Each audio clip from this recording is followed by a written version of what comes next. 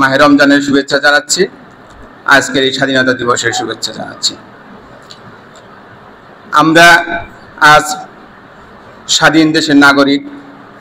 আমরা স্বাধীনতা কি অবস্থা, স্বাধীনতার জন্য যারা কষ্ট দিয়েছে বিভিন্ন দেশের এবং আমাদের দেশের, তাদেরকে আমি শ্রদ্ধাভরে স্মরণ করছি।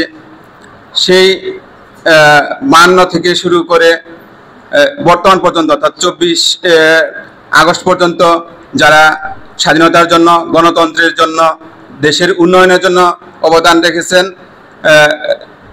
এই আত্মাহুতি দিয়েছেন কিংবা কোনো প্রত্যক্ষ পরোক্ষভাবে অবদান রেখেছেন, তাদের আমি কৃতিত্বকে স্মরণ করছি।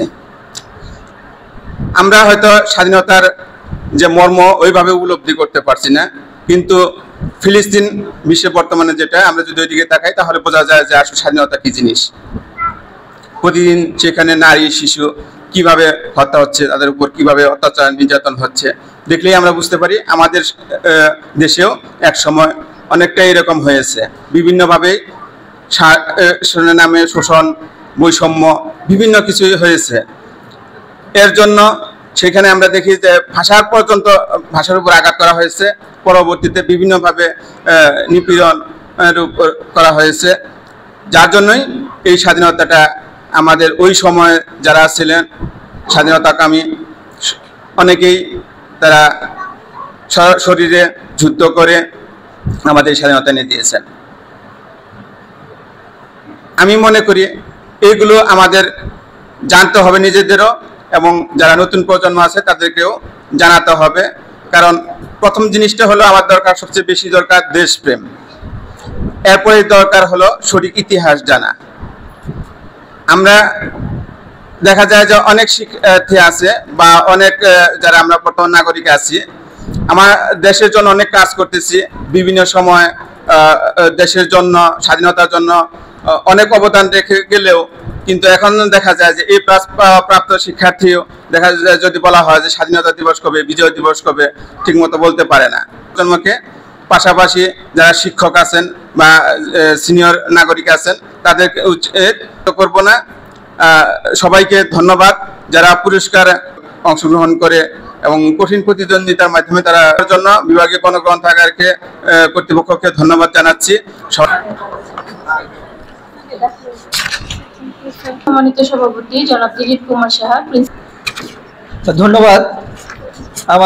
আমাদের মর্যাদায় মহান স্বাধীনতা ও জাতীয় দিবস 2025কে উদযাপন করার জন্য, যাতে আমরা এই মহান স্বাধীনতাকে আমরা লালন করতে পারি, পরবর্তী প্রজন্ম যাতে এই মহান স্বাধীনতাকে লালন করতে পারে, সেই চিন্তা আজকের যে অনুষ্ঠানটা আমরা করতে চাচ্ছি। যারা অতীতে যাদের জীবনের বিনিময়ে, যাদের ত্যাগ তিতিক্ষার বিনিময়ে আজকের এই স্বাধীনতা, তাদের প্রতি কৃতজ্ঞ চিত্তে আমরা স্মরণ করছি। জাতি আজ তাদের প্রতি শ্রদ্ধা নিবেদন করছে।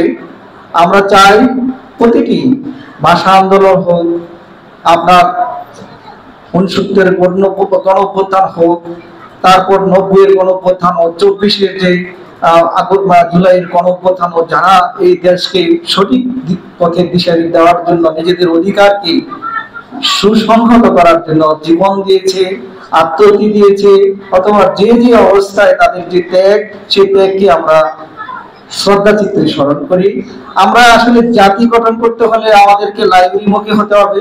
সেই লাইব্রেরি যদি আমরা জ্ঞান চর্চার একটা ধারণ স্থল হিসেবে চিন্তা করি, তাহলে আমরা দেখব যে আমাদের যে আমরা এই বিভাগীয় সরকারি গণগ্রন্থাগার অধিদপ্তরের একটা প্রতিষ্ঠান, তার সংস্কৃতি বিষয় মন্ত্রণালয়ের অধীন, সেই অনুষ্ঠানগুলি করছি আমরা যাতে করে আমাদের এই যে গ্রন্থাগার মুখী করার জন্য আমরা যে আজকের যে অনুষ্ঠানটা, সেই অনুষ্ঠানটার একটা মেসেজ হচ্ছে, আমাদের আজকের যে অনুষ্ঠানের যে রচনাগুলির বিষয়গুলি ছিল, যেমন একটা ছিল ক গ্রুপে ছিল 5ম থেকে 8ম শ্রেণী স্বাধীন বাংলাদেশ অভ্যুদয়, তারপরে খ গ্রুপে ছিল 9ম থেকে দ্বাদশ স্বাধীনতার স্বপ্ন ও বাস্তবতা, এবং স্নাতকোত্তর পর্যায়ে অথবা তারা যারা সর্বসাধারণ ছিলেন তারাও এই রচনা প্রতিযোগিতায় অংশগ্রহণ করার সুযোগ ছিল। আমরা যারা এখানে সরাসরি এসে আলোচনা প্রতিযোগিতা অংশগ্রহণ করেছি সেটা আমরা চেষ্টা করছি সেটাকে একটা প্রতিফলন ঘটাতে। এখানে এবার অন্তত এই 95 জন স্টুডেন্ট আমার লাইব্রেরিটা এসে ভিজিট করলো। এতে করে হচ্ছে আমাদের যে চিন্তা চেতনা এবং বুদ্ধিদীপ্ত একটা সমাজ, মানবিক সমাজ গড়তে হলে বইয়ের কোনো বিকল্প নাই। আমরা যে স্বাধীনতার যে চিন্তা চেতনা, অধিকার আদায়ের যে চিন্তা চেতনা, বৈষম্য বিরোধী চিন্তা চেতনা, সেগুলি বই পড়ে আমরা চিন্তা করতে পারি। আমাদেরকে মানবিক হইতে হবে, আমাদের শিষ্টাচার চিন্তা করতে হবে, নৈতিকতা শিক্ষা চিন্তা করতে হবে। আমরা যদি এগুলি চিন্তা না করি তাহলে আমরা বই নির্ভর হয়ে সেই বইকে ধারণ করতে না পারলে আমাদের এই সমাজ সামনে একদম বিচ্ছিন্ন হয়ে যাবে। আমরা যে সমাজ দেখতে চাচ্ছি সেই সমাজ হচ্ছে বৈষম্যহীন, অধিকার সম্পর্কে সচেতন হতে হবে। আমরা যদি নিজের অধিকার সম্পর্কে সচেতন হই, পাশাপাশি অপরের অধিকার সচেতন হই, তাহলে আমি দেখবো একটা মানবিক বাংলাদেশ হবে। আজকের সেই স্বাধীনতা দিবসে সবারই অঙ্গীকার হোক, আমরা সবাই মানবিক হব, সবাই অধিকার সম্পর্কে সচেতন হব, আমরা স্বাধীনতাকে ধারণ করব। এই ধারণের যে প্রতিফলন আমাদের প্রতিটি ক্ষেত্রে হোক। আমি আর কথা দীর্ঘায়িত করব না, সবাই বিভিন্ন কাজে ব্যস্ত। আমার এই অনুষ্ঠানটা একদম স্বল্প পরিসরে হচ্ছে। আমরা যাতে করে আমাদের এই মেসেজগুলি আপনাদের মাধ্যমে সবার মধ্যে ফুটিয়ে তুলতে পারি সেই আশা ব্যক্ত করি আমি আমার বক্তব্য শেষ করছি। ধন্যবাদ সকলকে। তাদেরকে আমরা শ্রদ্ধার সাথে স্মরণ করছি। এবারে হচ্ছে বিভিন্ন প্রতিযোগিতায় বক্তৃতা এবং রচনা এবং চিত্রাঙ্কন প্রতিযোগিতায় যারা বিজয়ী হয়েছেন তাদেরকে পুরস্কার এবং হচ্ছে সার্টিফিকেট প্রদানের পালা। তো এবার আমি 26 মার্চ মহান স্বাধীনতা ও জাতীয় দিবস 2025 উপলক্ষে চিত্রাঙ্কন প্রতিযোগিতার সফল প্রতিযোগীদের তালিকা আমি প্রকাশ করব। এখন গ্রুপ ক তোমরা প্রস্তুত থাকো পুরস্কার নেওয়ার জন্য।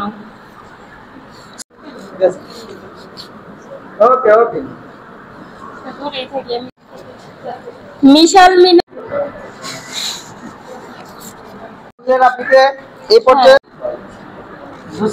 ধন্যবাদ। তারপর পুরস্কার নিতে আসবে এখন পত্রিকায় যে কোন ছবি, তারপর পুরস্কার নিতে আসবে ঋতু দাস।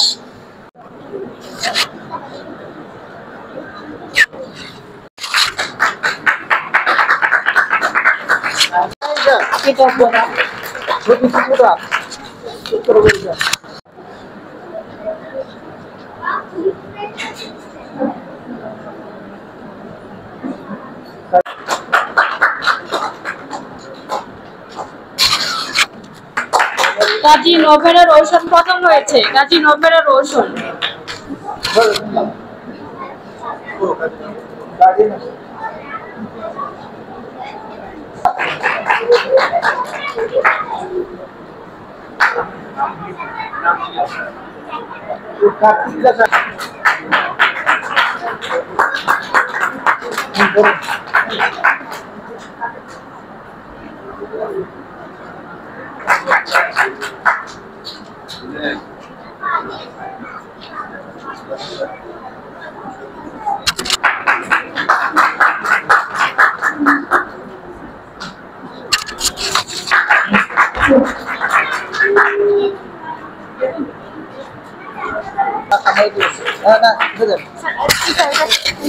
আপনাকে দিয়ে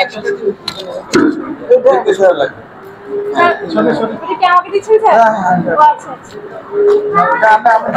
আপনাকে আমি দিই। না না না, আচ্ছা